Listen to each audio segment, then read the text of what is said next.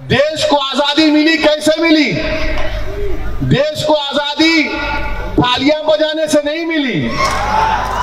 देश को आजादी सिर्फ हुक्मरानों के जिंदाबाद के नारों से नहीं मिली।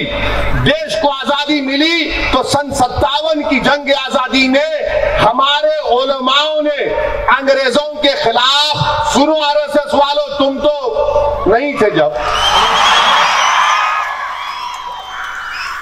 देश की आजादी सन 57 की जंग आजादी हमारे उलमाओं ने अंग्रेजों के खिलाफ, ये जो मदरसे तुम्हारी आंखों में चुपते हैं, उन्हीं मदरसों के उलमाओं ने, मुफ्तियों ने, मुहद्दिसों ने जिहाद का फतवा दिया और भारत के मुसलमानों से कहा कि उठो मुसलमानों, अंग्रेजों के खिलाफ जिहाद करो और अंग्रेजों को देश से भगाओ। लाखों की तादाद में मुसलमान उलमाओं को कत्ल कर दिया गया, पेड़ों पर उनकी लाशों को लटकाया गया, मगर हमने कभी भी इस देश की एक इंच जमीन का सौदा नहीं किया।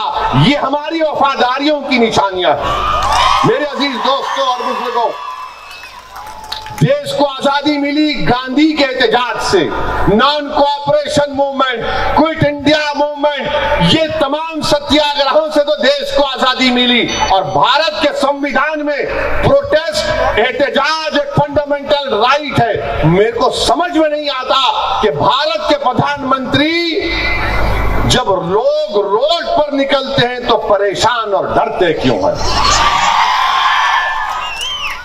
पार्लियामेंट में फार्म बिल का कानून पास हुआ, जब किसान लाखों की तादाद में रोड पर निकल गया तो प्रधानमंत्री कहते हैं चलो मैं 18 महीने तक कानून का मनसूख करता हूं। मोदी जी आप लाए क्यों कानून को?